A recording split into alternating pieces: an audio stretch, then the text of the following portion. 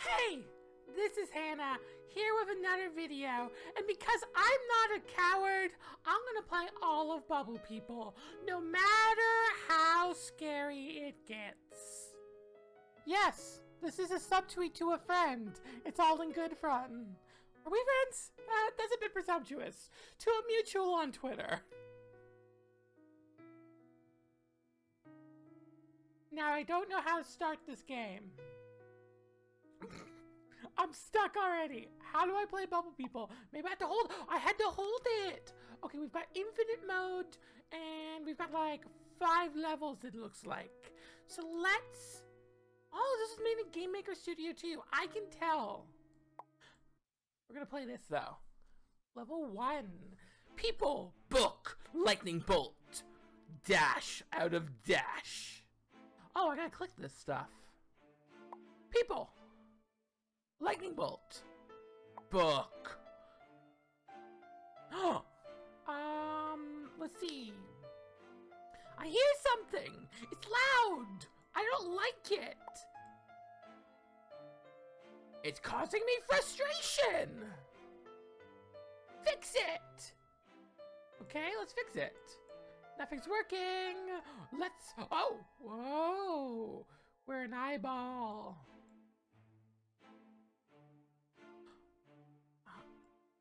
I'm assuming I have to click something here. I'm really bad at this game.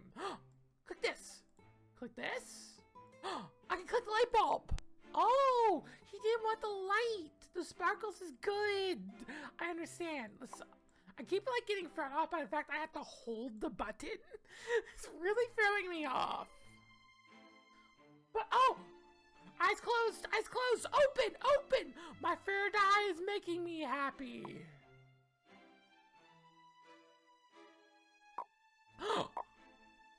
Heck yeah, we got an achievable bulb and a check mark.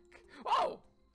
And now we're at line 2 line, where it's gonna be Zed Heart Town, and we just want to keep our eyes closed. But there's so much to see, and it's so frustrating.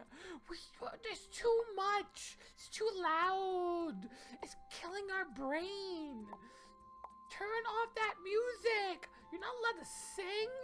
I can't turn off the singing. Let's turn off those! Oh, I can like hold and drag.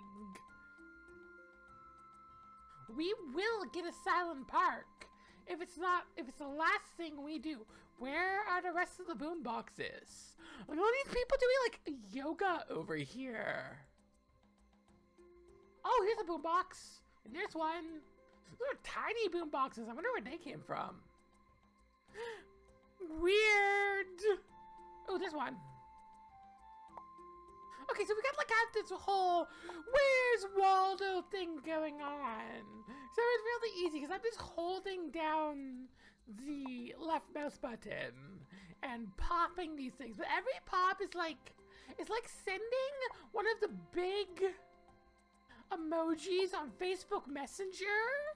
You're just like, oh, I gotta hold it. You hold it too long and it explodes. For like, you know, the 2 people out there who still use Facebook Messenger, and I'm one of them. But I guess blowing those up made us happy. But someone approaches. What?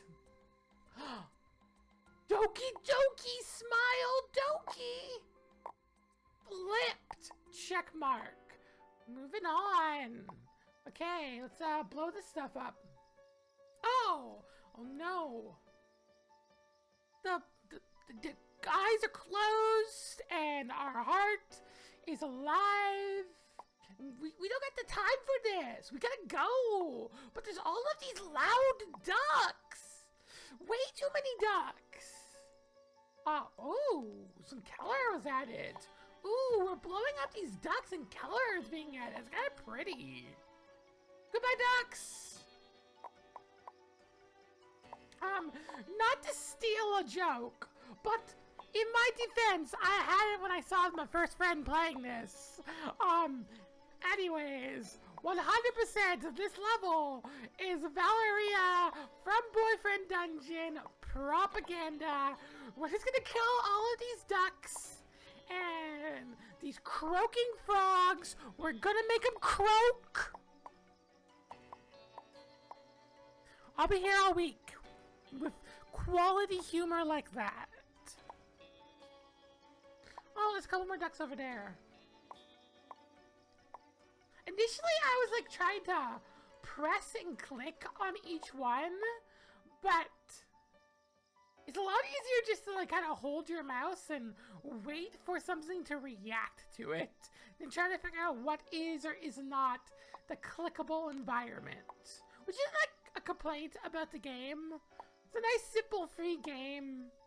It's telling us a story about a man who just wants to control his environment and can't. And thankfully for him, maybe not for us, but for him, some omniscient power represented by us has got his back and will shut people up. Very slowly, because they're not very good at their job. And they keep mistaking frogs for flowers. Okay, where's the final frog? Or otherwise? It doesn't like go off screen with my cursor, and that's a little weird. Where? Where is our destiny? Where is Unme? Will we ever be free of this land? Like, seriously, where? And you were back from the cut and you saw it was like in a real silly place. Could not see it for the life of me. But we've concluded this area is too loud. We're gonna walk away and find happiness. And our love will follow. Our love will follow. I think it's okay. The next achievable. While we're on the subway, we're just chilling out to our tunes. We're feeling the bumps. There's a phone call going on. We're talking. We're listening. It's a great time. But now we're angry. And the only way we can find color in our life is to eliminate the commuters making a noise. But it's not enough. Our joy is not satisfied. It's noisy outside, Mother. It's noisy. Webcam, heart. It's time to hit the city street. We will look both ways before we cross it. We'll close our eyes. We'll open our eyes. We'll feel the goldfish in our pocket, in the heart in our chest, and we will destroy these cars. And these tiny little birds, these cicadas that are just making so much noise. We just want a little peace and quiet to appreciate the nature of our urban environment. We will destroy the cooling devices. I forgot to mute my phone. We will destroy the people in our way of our peace. I still haven't muted my phone. I'm not going to at this point. It's just funny. And all of these bugs will go goodbye so that we can see new colors that will paint our monotonous monochrome world with life, and we will have no regrets as we watch from our apartment window. Even though what we are doing isn't good. It's not. There is nothing good about what we are doing. There is only justice, however malicious and malformed it might be.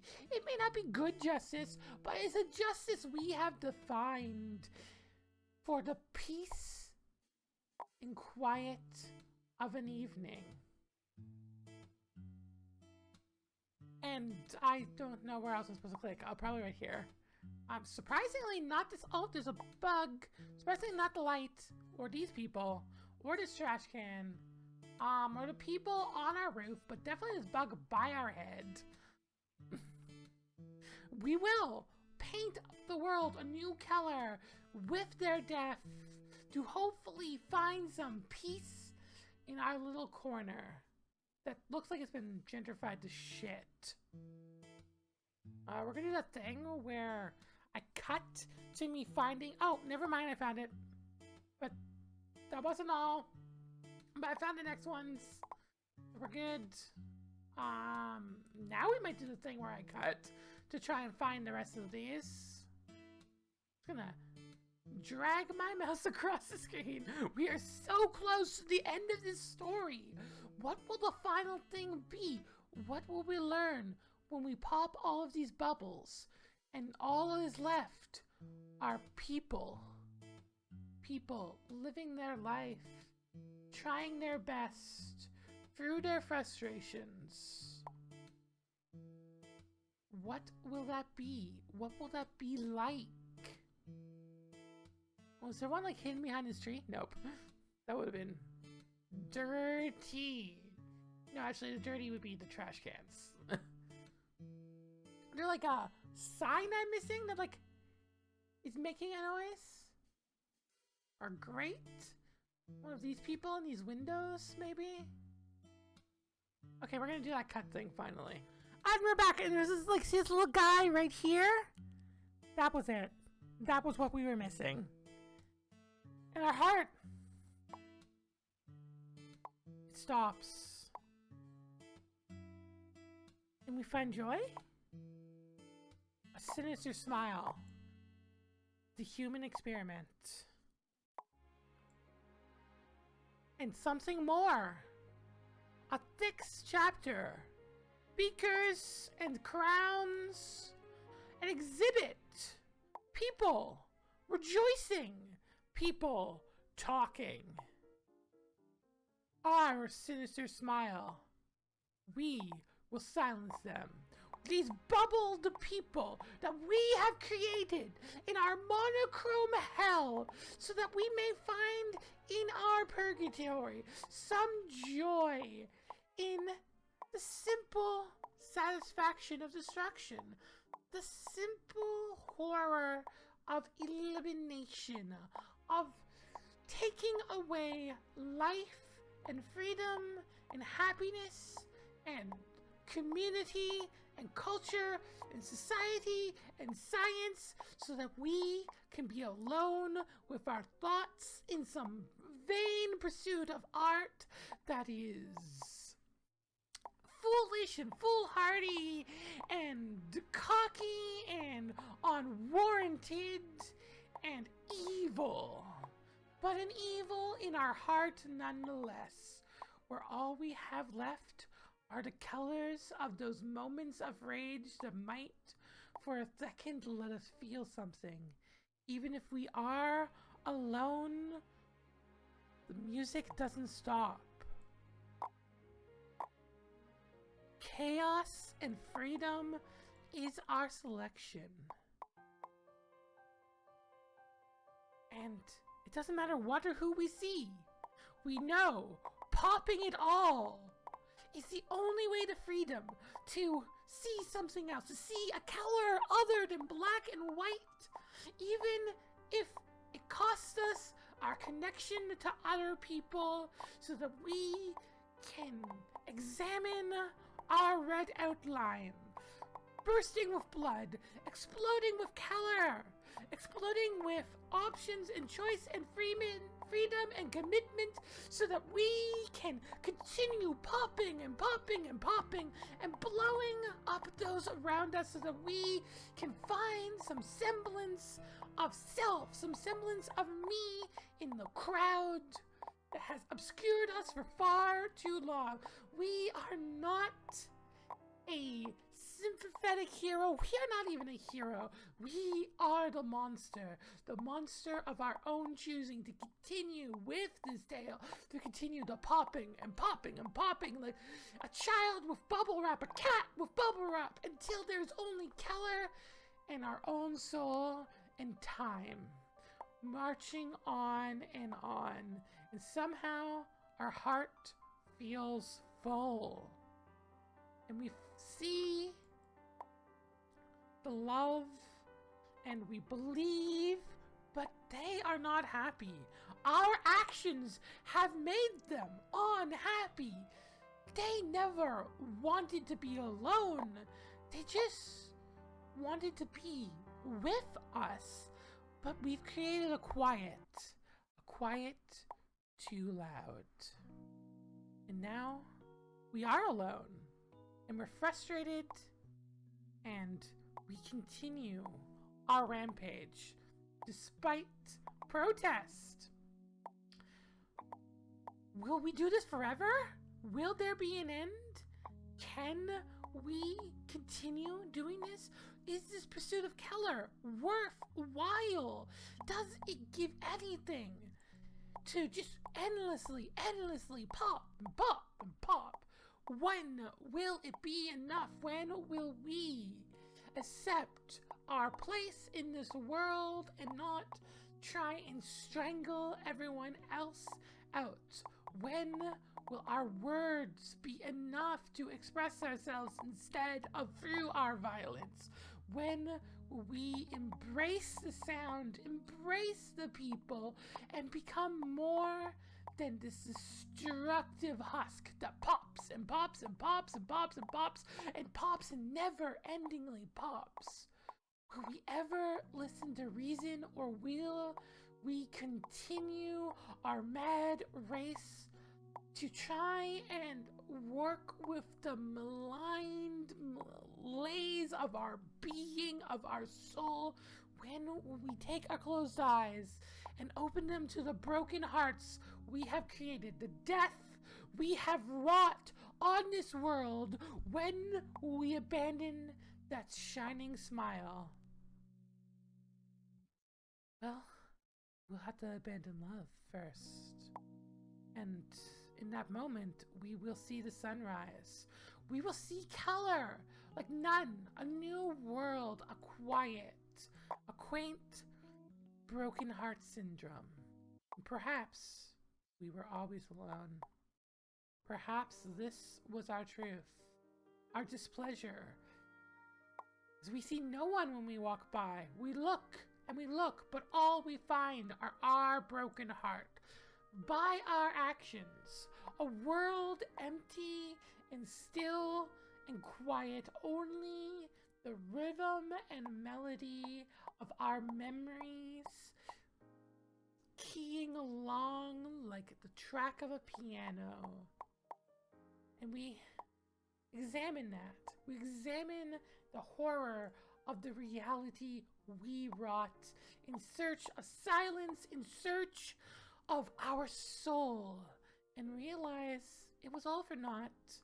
An endless journey for a couple moments of Keller that were so quickly abandoned for something else, and we destroy the world in the thrashing of our self-righteous individuality, forgetting the community that we left behind, the people we hurt, the love we sought out and destroyed, all abandoned to endlessly walk and walk through our mind of the times when we were stronger but also worse.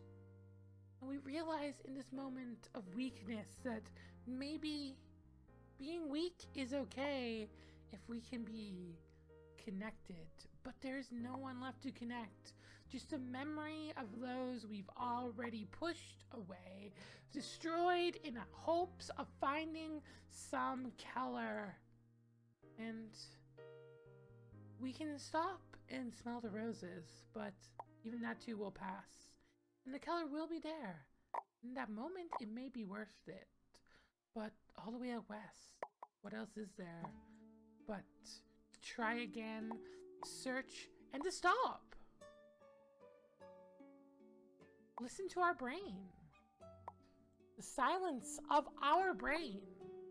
The realization that we need to see beyond the path we have chosen to a new tomorrow, to the Kellers around us. That, sure, may become monochrome if we stand there too long. But we can take that sadness and we can embrace it. And we can find something new in our destruction that maybe if we rework and we try again, we might be able to find some form of satisfaction, something creative, something worthwhile when we are alone, not instead destroying the people and places around us, but instead destroying the dark places we planted in our mind and recoloring them in with new and exciting shades, new perspectives, found not from without but within, and by projecting that newness on the inside to the outside, we can maybe, hopefully, find something more than the bubble people we destroyed before, and we can become more than the agent of chaos we once were. And we can return to the places where things didn't work out quite so right, and we can look at the technology we took for granted, the love, the opportunity, the futures that could have been, that we abandoned in our chaotic, lustful desire for something specific when we didn't take the time to appreciate the myriad options and life and joy on display all around us that were ripe for the picking, ripe for the appreciation, that wanted us in the same way we wanted others, but instead we pursued others despite their wishes, despite their hope, despite their love. We destroyed this world in seeking that validation, and now we must repaint it into something better for those who will come tomorrow. And this is kind of hard to continue now that I'm missing a flower and can't see it, and I'm kind of losing my flow that I've just been doing on the spot here. This is a little awkward. I found it, but we will go to our home and we will see the flowers that we planted as a memoir of the lives and homes we destroyed in our rage. And we'll see the train still running somehow, despite all the people having been popped away. And we're left with the frustration of our loneliness, but no one to complain to, because this is a frustration we created. This is a frustration we planted in ourselves through our actions. And maybe the ducks weren't so bad. Maybe that polyamorous artist in Verona Beach didn't have a point, and maybe we should have instead looked at what we could create and work, and maybe even destroy those creations to create a new art. Because sometimes you make something and it isn't right, so you rebuild it again and again until it is right.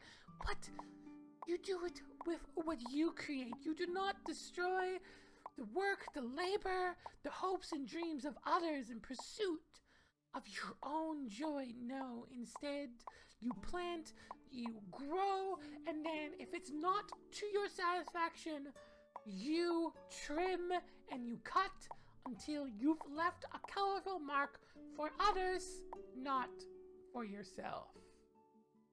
And you think about the ways others had used the spaces you just were in, ways people lived in the spaces you were in, and you try and paint in those spots, but you know, alone, you can't do this. You cannot do this alone. You cannot live in a world as a bubble person. And there are no other bubbles to bounce it, and your heart remains broken and unmended. You search and you search, but all you can find is that you are on this planet and it drags you down and you are alone. You're getting sleepy now. Not much time is left. You're at your desk with just the solitude of yourself and the bad ideas you once had. And you wipe them away in the vain hope that you will find something more, that the pieces of reality that you have stored will have been worth it in some way. But you turn off the light and you keep popping because you don't know what to do anymore. And you're pretty sure the only thing left to pop is your very world itself. So that you might float on to somewhere else and fall to the next life. But will you survive alone? It's unlikely. You're not much of a target. But when there is only absence, because you have destroyed your bubble world and you are the lone bubble person in space, it doesn't matter how much your heart aches, because you are alone. And if you chase destruction, eventually, all that will happen is you'll destroy yourself. But hopefully, maybe, in that moment, you might make things better for others. And you know that to move on, you can't be alone. You have to reach out. But maybe in the next life, you can be a little closer.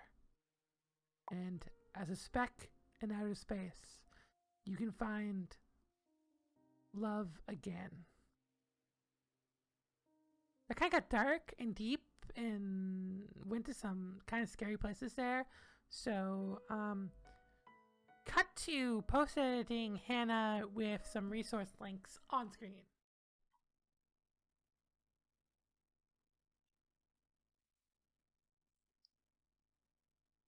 Okay, let's do a real talk for a second. If you need help, reach out. It's always okay to feel weak. We talked about some dark stuff in this Let's Play. In the pursuit of art, we said some dark things and endorsed them.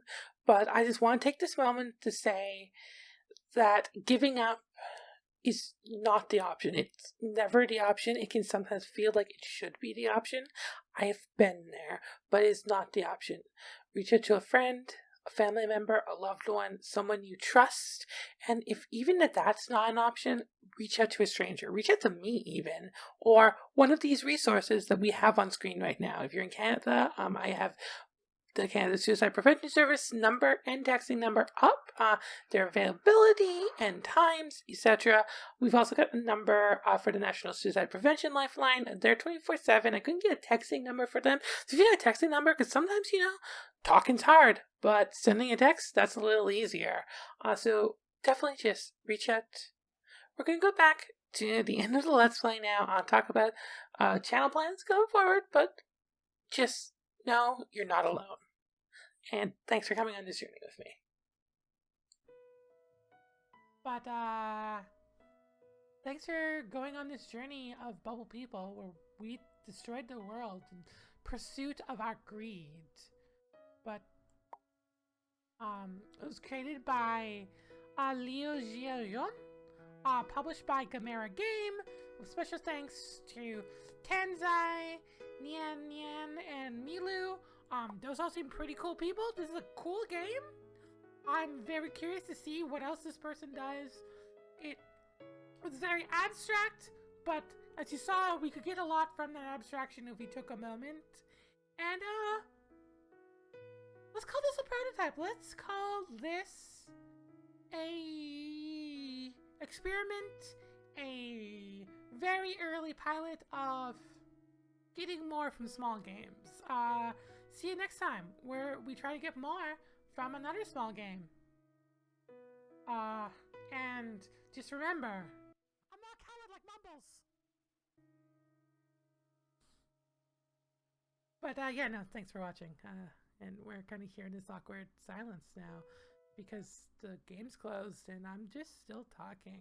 I wonder if it'll show like the looking for a game to capture thing or what. I'm not sure what the display will be now until I get into the editing room. Why am I still talking?